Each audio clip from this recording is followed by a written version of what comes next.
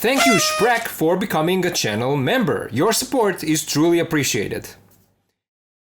Hello and welcome back to the channel. You know, it is becoming really hard to keep up with all the action figure news. There is just so much happening that it can be a little bit overwhelming. Namely, right now there is WonderFest 2025 going on in Shanghai, China, and it has a big exhibition of all kinds of upcoming action figures, most of them unreleased or still in a prototype stage. And if you are an action figure collector and you went to Instagram in the last 2 days, you probably know what I'm talking about.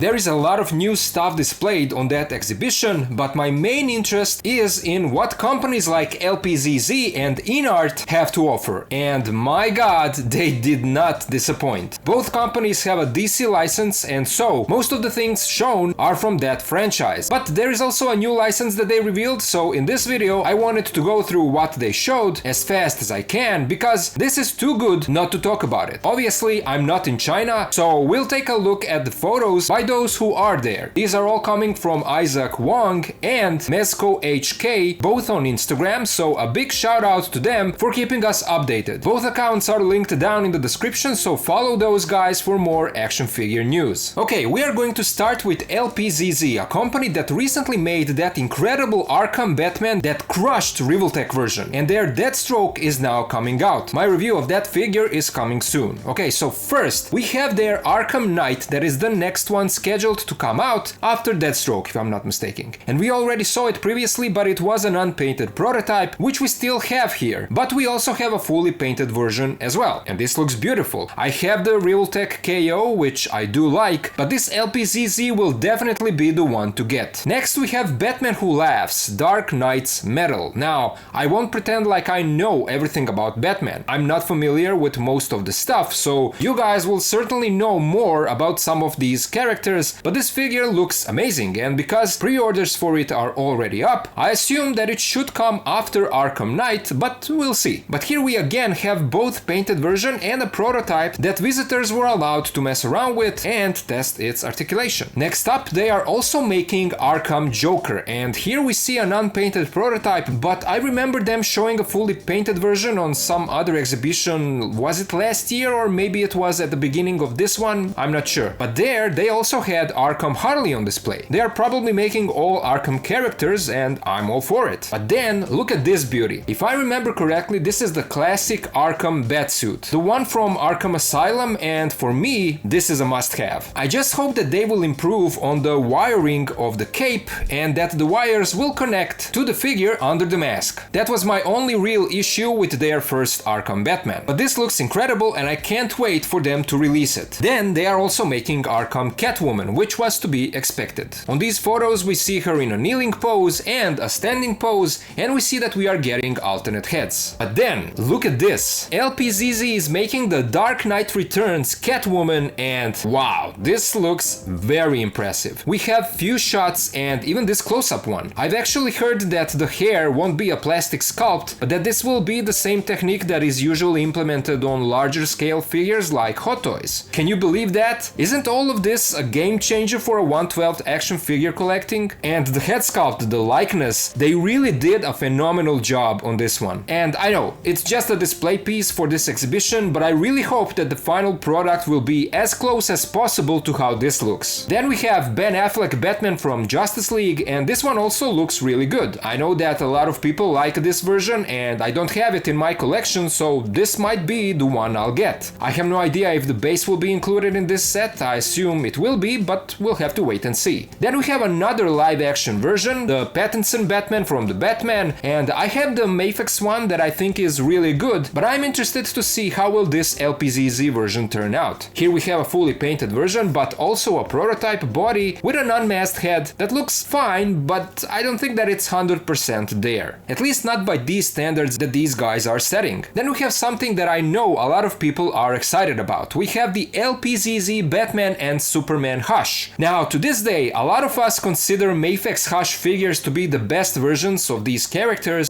but I'm very interested in seeing if LPZZ will make them even better. Based on what we are seeing here, the body of this Batman does look bigger, stronger than the Mafex one, but I'm looking forward to seeing this guy fully painted, and same goes for their Hush Superman. Then we have few Batman versions that I'm not familiar with, but here are the photos. You guys feel free to tell me in the comments where are these versions from. There are a lot of bat suits throughout the history, a lot of versions of Batman as well, and again, I'm not familiar with a lot of them. They also showed Batmobile, and this one is from Arkham games, if I'm not mistaken. It will be very interesting to see how much will a vehicle like this cost. And then we get to what I assume is a new license that they acquired, Harry Potter, and here they showed Harry and Malfoy in their sport uniforms. These are also something I'm potentially interested in, and I hope they will make even more characters from this franchise. And then we move on to the INART display, and here we will see that they are working on their versions of some of the same figures that we saw LPZZ making. So first we have the INART Arkham Batman and Deathstroke. Here they are posed fighting each other, and while they do look good at this moment, I think that LPZZ looks better. They are also making the Joker, and I don't know which one this is. Should this be the one from Arkham games? If so, I would again say that LPZZ looks better. Of course, these are all just prototypes and a lot can change until we get a finished product. Then we see the INART Dark Knight Trilogy Catwoman, and I was really excited about this one back when it was first announced. I still like how it looks, and again, we have to wait for the finished product, but now when I saw that LPZZ version, I think that the likeness is better on that one. INART is going with a sculpted plastic hair, while as we saw, LPZZ is going with that hair imitation. It will be interesting to see how will both versions turn out and which one will be better. But then,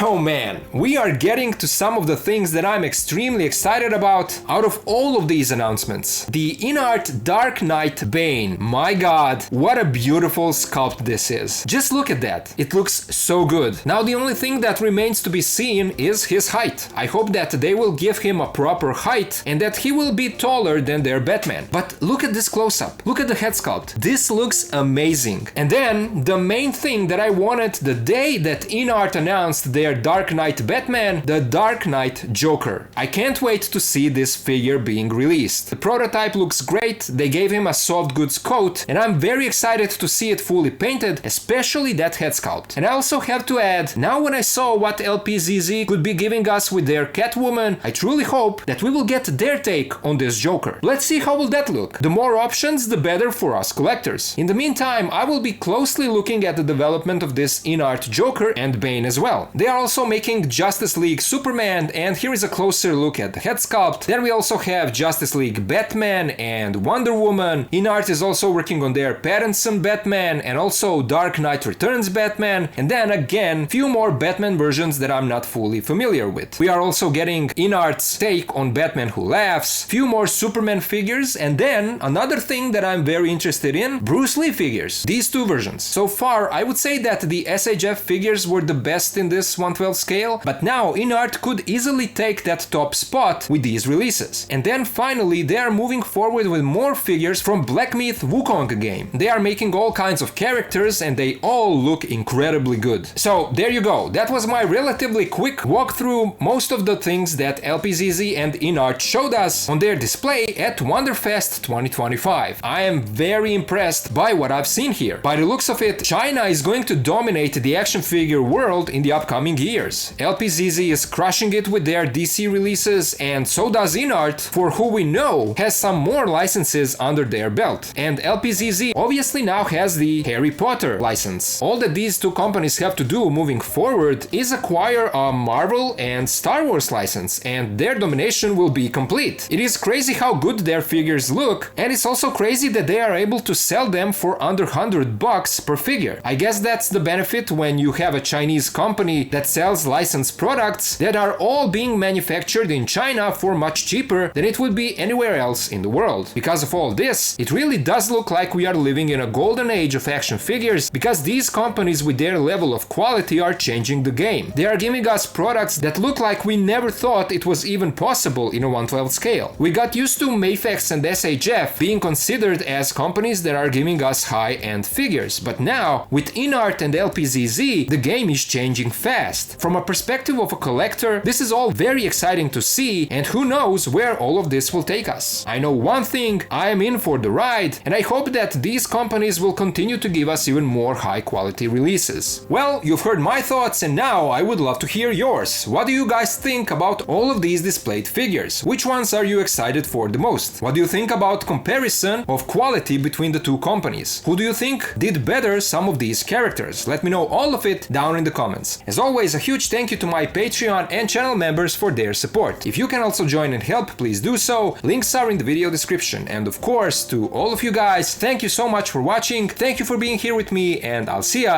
in the next video.